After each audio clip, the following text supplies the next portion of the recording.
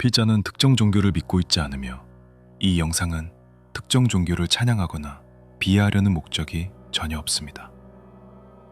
이번 영상은 나홍진 감독의 인터뷰와 영화 속 연출을 바탕으로 하나의 해석 가능성을 소개하는 콘텐츠임을 먼저 말씀드립니다. 나홍진 감독의 영화에는 한 가지 공통점이 있습니다. 추격자, 황해, 곡성.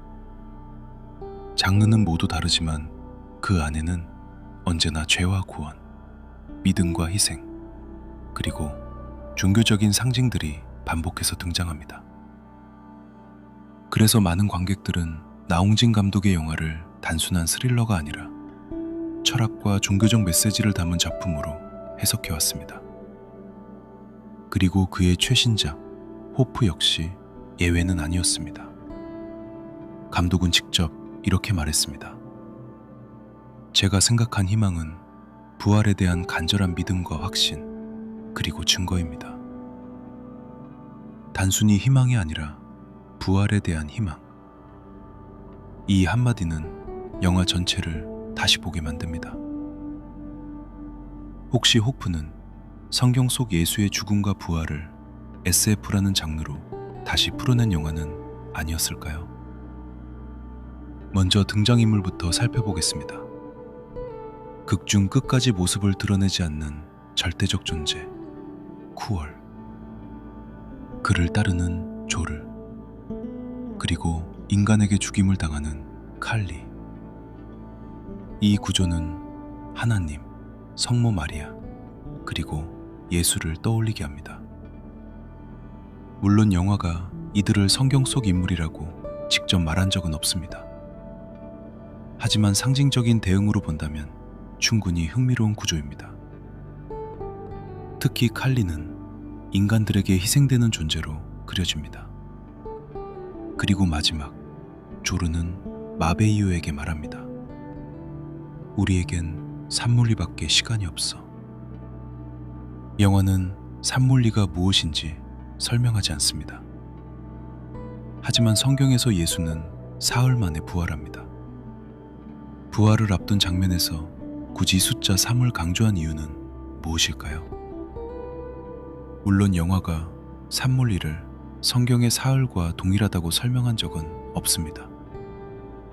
하지만 이런 장면에서 숫자 3을 선택한 것은 의미를 부여한 연출일 가능성도 생각해 볼 수 있습니다.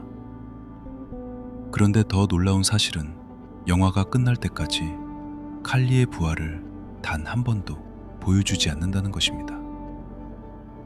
보통이라면 후속편을 암시하는 장면처럼 보이지만 감독은 인터뷰에서 비록 더 긴 이야기를 구상했더라도 지금 개봉한 영화만으로도 완결된 이야기라고 볼 수 있다고 밝혔습니다.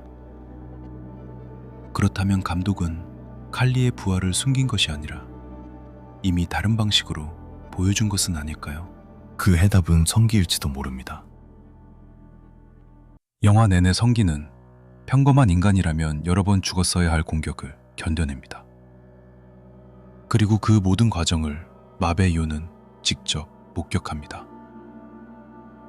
마베이유는 누구보다 가까운 거리에서 성기의 비정상적인 생존력을 확인한 유일한 존재였습니다. 그리고 마지막, 마베이유는 조르 앞에서 자신의 심장을 직접 꺼내 보이며 칼리를 살려야 한다는 뜻을 전합니다. 하지만 영화는 그 심장이 실제로 어떻게 사용됐는지 끝내 보여주지 않습니다. 마베이유가 자신의 심장을 성기에게 넘기는 장면 역시 존재하지 않습니다. 그런데 쿠키 영상에서는 죽은 줄 알았던 성기가 다시 살아서 걸어 나옵니다. 영화가 직접 보여준 부활은 칼리가 아니라 성기였습니다. 그래서 이런 해석도 가능합니다. 마베이유는 전투를 통해 성기가 평범한 인간이 아니라는 사실을 깨달았고 부활의 가능성을 이어갈 존재라고 판단했을지도 모릅니다. 즉, 칼리의 죽음으로 끝난 이야기가 아니라 그 죽음이 또 다른 생명으로 이어지는 구조였던 것입니다.